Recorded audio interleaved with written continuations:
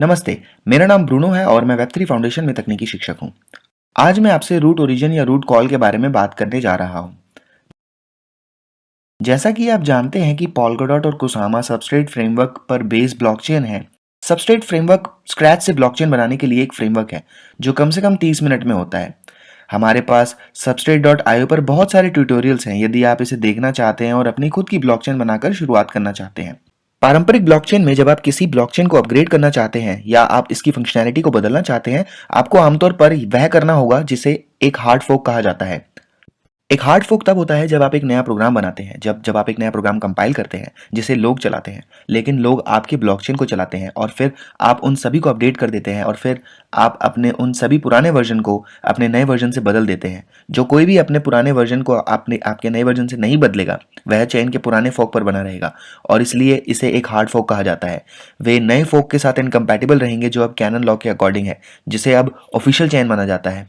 और जब तक वे अपने सॉफ्टवेयर को अपग्रेड नहीं करते, वे तब तक चैन के साथ सिंक नहीं कर पाएंगे। तो ऐसा करना काफी अजीब है जब आपके पास विश्व स्तर पर फैला हुआ नेटवर्क हो एनोनिमस यूजर्स का, है ना। और सबस्ट्रेट बेस्ड चेन ने इस समस्या का बहुत ही साफ सुथरी ट्रिक से हल निकाला है और वह ट्रिक है कि सबस्ट्रेट बेस्ड चेन्स उस लॉजिक को पढ़ती है जो उन्हें बताती है कि उस चेन से ब्लॉक को कैसे प्रोसेस किया जाए जिसमें वो खुद से प्रोसेस कर रही हैं। इसलिए जब हमारे पास सबस्ट्रेट बेस्ड चेन होती हैं तो हमारे पास लॉजिक होता है जो बताता है ब्लॉक्स को, जो बताता है सॉफ्टवेयर को कि चेन पर ब्लॉक कैसे बनाए जाएं। और जब आपको अपग्रेड करने की आवश्यकता होती है तो आपके पास उस लॉजिक को अब चेन पर अपग्रेड करना होता है।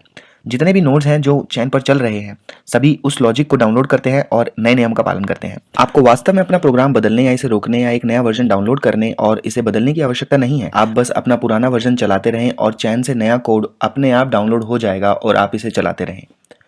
बेशक आप अपना सॉफ्टवेयर भी बदल सकते हैं। यह आपके परफॉर्मेंस को बढ़ावा देगा क्योंकि यह कोड जो सॉफ्टवेयर में ही बनाया गया है वह हमेशा चैन से नोड डाउनलोड करने की तुलना में तेज होता है, लेकिन कोड वही रहता है। तो यहाँ एकमात्र लाभ परफॉर्मेंस है। अब सबस्ट्रेट बेस्ड चेन भी इस तरह से बदलने के लिए काफ़ी खतरनाक है क्योंकि यदि आप किसी को अपनी चेन में कोई कस्टम कोड अपलोड करने देते हैं तो वे इसे ब्रेक करने के लिए भी जिम्मेदार हो सकता है और निश्चित रूप से आप खुद को हानियों, विभिन्न हमलों आदि के लिए खोल रहे हैं।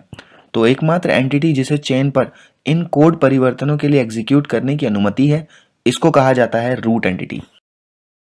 जब आप चेन के बाहर से किसी भी प्रकार के एक्सट्रिंसिक जिसका मतलब है बदलाव जो कि बाहर से किए गए हैं, जब आप किसी सबस्ट्रेट बेस्ड चेन में किसी भी प्रकार के एक्सट्रिंसिक को सबमिट करते हैं तो आप एक ओरिजिन से ऐसा करते हैं। आप ओरिजिन हैं उस एक्सट्रिंसिक के, लेकिन कुछ एक्सट्रिंसिक सबमिट किए जा सकते हैं केवल रूट ओरिजिन द्वारा ही। एडमिन ओरिजिन, एडमिनिस्ट्रेटर ओरिजिन, तो यहाँ रूट बराबर है एडमिनिस्ट्रेटर के। यदि किसी व्यक्ति के पास इन रूट कॉल्स को करने की अनुमति होगी, इन कॉल्स को एग्जीक्यूट करेगा तो कॉल किया जाएगा। यदि कोई व्यक्ति जिसके पास यह अनुमति नहीं है और वो ऐसा प्रयास करता है तो उसका एक्सटेंसिक रिजेक्ट कर दिया जाता है। सबस्ट्रेट में आप इसे दो तरीके से कर सकते हैं। आप एक मॉड्यूल रख सकते हैं चेन में जिसे सूडो मॉड्यूल कहा जाता है। सूडो मॉड्यूल परिचित लग सकता है क्योंकि वह मैक ऑपरेटिंग सिस्टम और लिनक्स ऑपरेटिंग सिस्टम से प्राप्त किया गया है, जहां सूडो कमांड का अर्थ है सुपर यूजर डू और इसका मतलब है कि मैं एक एडमिन हूं, जो मैं कहता हूं वह करो। तो सूडो पैलेट या सबस्ट्रेट बेस्ड चेन में सूडो मॉड्यूल आपको एक सिंगल की रखने की अनुमति देता है जो उस चेन के एडमिनिस्ट्रेटर के रूप में कार्य करता है। और वह सिंगल की है, वह सिंगल वॉलेट है जो एग्जीक्यूट करता है केवल ऐसी स्पेशल रूट ओनली कॉल्स को। यह काफ़ी पावर है किसी व्यक्ति को देने के लिए, लेकिन यंग चेन्स में बहुत बहुत उपयोगी है जिन्हें अन्य तरीके में ट्रांजैक्शन के समय से पहले बग्स को दूर करने और जल्दी से अपग्रेड करने की आवश्यकता होती है दूसरी विधि के लिए, जो डेमोक्रेसी है। डेमोक्रेसी अभी तक एक और मॉड्यूल है, एक पैलेट जिसे आप अपनी सबस्ट्रेट बेस्ड चेन में शामिल करते हैं और डेमोक्रेसी में आपकी चेन के टोकन होल्डर उस चेन में बदलाव के लिए वोट कर सकते हैं। ऐसा ही एक परिवर्तन वास्तव में लॉजिक का परिवर्तन, चेन के सोर्स कोड को बदलना, ब्लॉक प्रोसेसिंग लॉजिक को बदलना है। तो यह वही है जो सूडो मॉड्यूल करेगा। जब ब्लॉकचेन का एक साधारण यूजर, ब्लॉकचेन का एक रेगुलर यूजर सिस्टम के कोड में चेंजेस सबमिट करता है तो उस चेंज को पास होने के लिए हाँ वोटों की एक सुपर मेजॉरिटी होनी चाहिए और जैसे ही वोट 100% तक पहुंच जाता है, इसीलिए जैसे जैसे अधिक से अधिक टोकन प्ले में आते हैं और वोट करते हैं, यह रेशियो 51% तक कम हो जाता है। यदि 51% हाँ वोट हैं तो वह प्रपोजल पास हो जाएगा। लेकिन जब तक वोट कम होता है, और यह आमतौर पर होता है जब तक ब्लॉकचेन वोटिंग में एक सुपर मेजॉरिटी वोट की आवश्यकता होती है, जहां ना वोटों की तुलना में बहुत अधिक हाँ की आवश्यकता होती है। उस डेमोक्रेटिक वोट का नतीजा वही होगा जो सूडो मॉड्यूल में और सूडो पैलेट में होता है। तो वही रूट ओरिजिन कॉल तभी एग्जीक्यूट की जाएगी जब एक एनेक्टमेंट डिले होगा, वोटिंग को शांत करने के लिए, ताकि अन्य लोग अभी भी रिएक्ट कर सकें और उस चेंज को अंडू कर सकें अगर उन्हें उस पीरियड में कुछ गलत मिला। लेकिन अनिवार्य रूप से टाइम आउट होने के बाद वही सूडो कॉल इस बार डेमोक्रेसी के माध्यम से ही एग्जीक्यूट किया जाएगा, और इसी तरह आप एक चेन को डिसेंट्रलाइज करते हैं। एक चेन आमतौर पर एक सूडो मॉड्यूल होने से शुरू होती है, जहां एक ही की इन अपग्रेड्स को बहुत तेजी से कर सकती है ताकि बग्स को हटाया जा सके।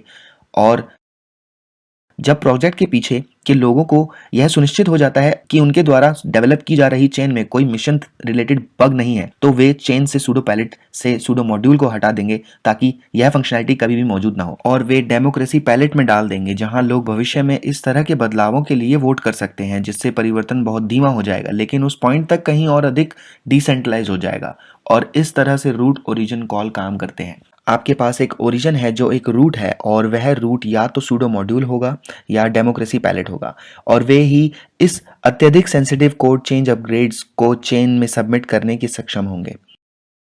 यदि आप इस वीडियो को देख रहे हैं पोल्काडॉट मेननेट के लॉन्च होने से पहले, तो इन फेज में एक पोल्काडॉट लॉन्च वास्तव में सूडो फेज है, जहां सूडो मॉड्यूल अभी भी इनेबल होगा ताकि हम किसी भी महत्वपूर्ण बग को डायनामिकली ठीक कर सकें, ताकि हम उन्हें तेजी से पैच कर सकें और सुनिश्चित कर सकें कि ये चेन के साथ चल रही है। जैसे ही हमें यकीन होगा कि सिस्टम में कोई महत्वपूर्ण बग नहीं बचा है, हम सूडो मॉड्यूल को हटा देंगे और डेमोक्रेसी मॉड्यूल को रीइंस्टेट कर देंगे, ताकि हम चेन के भाग्य को लोगों के हाथों में, डॉट धारकों के हाथों में डाल दें।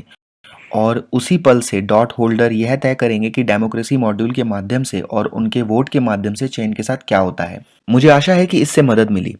इस वीडियो ने कुछ मिसकंसेप्शन और कंफ्यूजन को दूर किया है। कंफ्यूजन जो कि सूडो मॉड्यूल और पोल्काडॉट्स लॉन्च के सूडो फेज के बारे में हो सकती है। और मैं आशा करता हूं आप डेमोक्रेसी, वोट और हमारी चेन के इवोल्यूशन में भाग लेंगे।